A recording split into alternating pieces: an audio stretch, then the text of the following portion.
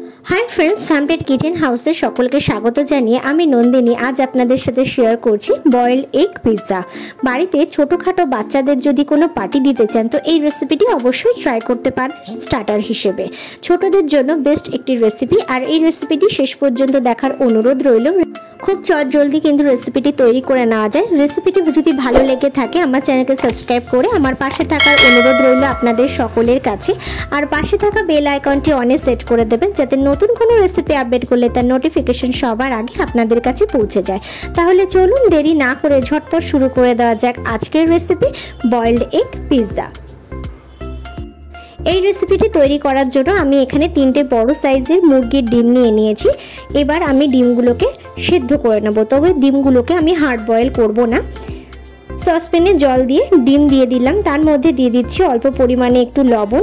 এবার হাই ফ্লেমে ডিমগুলোকে বয়েল করে নেব। তো ডিমটা বেশ ভালোভাবে বয়েল হয়ে গেছে। এবার আমি ঠান্ডা করে ডিমের খোসা ছাড়িয়ে নেব। তো দেখো ডিমগুলোকে বেশ ভালো করে ঠান্ডা জলের মধ্যে আমি চুবিয়ে রেখেছিলাম কিছুক্ষণ, তারপর খোসা ছাড়িয়ে নিয়েছি। তারপর এইভাবে একটু সুতো নিয়ে নিয়েছি, কারণ সুতো দিয়ে কাটলে ডিমগুলো কিন্তু সোজা হয়ে বেশ সুন্দরভাবে কাটা যায় সুতো দিয়ে। তাছাড়া যদি আপনারা সেদ্ধ ডিম অন্য কোনো কিছু দিয়ে কাটেন তো সেক্ষেত্রে কিন্তু ডিম সোজা হয়ে কাটবে না, সেক্ষেত্রে কিন্তু ফেটে যেতে পারে। তাই সুতো দিয়ে এইভাবে আমি প্রত্যেকটা ডিম এইভাবে হাফ করে কেটে নেব। তো দেখুন ডিমগুলোকে কিন্তু একটু নরম রেখেই আমি সেদ্ধ করেছি, একদম হার্ড বয়েল কিন্তু করিনি। একটু নরম রেখে সেদ্ধ করলে কিন্তু এই ডিম খেতে কিন্তু ভীষণই ভালো লাগে। তো প্রত্যেকটা ডিমই আমি সুতো দিয়ে হাফ করে কেটে নিয়েছি। আমি এই ধরনের চপস্টিক নিয়েছি। এবার ঠিক মাঝখান দিয়ে চপস্টিকগুলোকে এইভাবে ডিমের মধ্যে ঢুকিয়ে দিচ্ছি। তবে অবশ্যই চপস্টিকগুলোকে আমি জলে কিছুক্ষণ ভিজিয়ে রেখে দিয়েছিলাম। আমি এক একটা চপস্টিকে 2টো করে ডিম ঢুকিয়ে দিচ্ছি, সেদ্ধ ডিম। তো দেখুন এইভাবে আমি এক একটা স্টিকে একটা করে ডিম মানে হাফ হাফ করে ঢুকিয়ে দেব।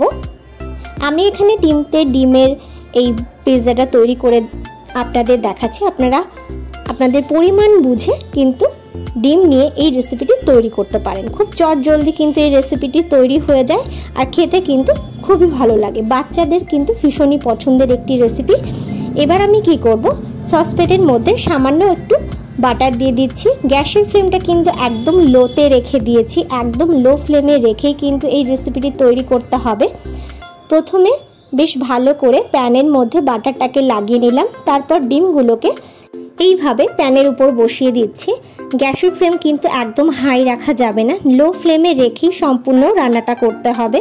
এবার ওপর থেকে আমি একটু টমেটো কেচাপ দিয়ে দিচ্ছি। যেহেতু বাচ্চাদের জন্য তৈরি করছি তো সেই কারণে আমি এখানে টমেটো কেচাপ দিয়েছি। আপনারা চাইলে পিৎজা সস বা সিজওয়ান সসও ব্যবহার করতে পারেন। ভালো করে টমেটো কেচাপ লাগিয়ে দেওয়ার পর আমি অল্প অল্প করে একটু চিজ দিয়ে দিচ্ছি। চিজটা অবশ্যই আপনারা যে যেরকম খেতে পছন্দ করেন সেই অনুসারেই ব্যবহার করবেন। আমি প্রথমে অল্প অল্প করে একটু গ্রেট করা চিজ দিয়ে দিচ্ছি ডিমের উপরে। তারপর আমি দিয়ে দিচ্ছি একটু ছোট্ট ছোট টুকরো করে কাটা ক্যাপসিকাম। আপনারা এখানে আপনাদের পছন্দ মতো সবজি কিন্তু ব্যবহার করতে পারেন। দিয়ে দিচ্ছি ছোট ছোট করে কুচি করে রাখা পেঁয়াজ, দিয়ে দিচ্ছি ছোট ছোট করে কুচি করে রাখা টমেটো। তারপর আবারও ওপর থেকে একটু করে চিজ দিয়ে দিচ্ছি। প্রত্যেকটা ডিমে চিজ দেওয়ার পর আমি ওপর থেকে একটু গোলমরিচের গুঁড়ো ছড়িয়ে দিচ্ছি। যেহেতু বাচ্চাদের জন্য তৈরি করছি তো সেই কারণে আমি এখানে লঙ্কাটা ব্যবহার করিনি, আপনারা চাইলে লঙ্কা ব্যবহার করতে পারেন। এবার একটু অরিগানো দিয়ে দিলাম, সামান্য পরিমাণে একটু অরিগানো দিয়ে দিচ্ছি। এবার দিয়ে দিচ্ছি একটু চিলি ফ্লেক্স।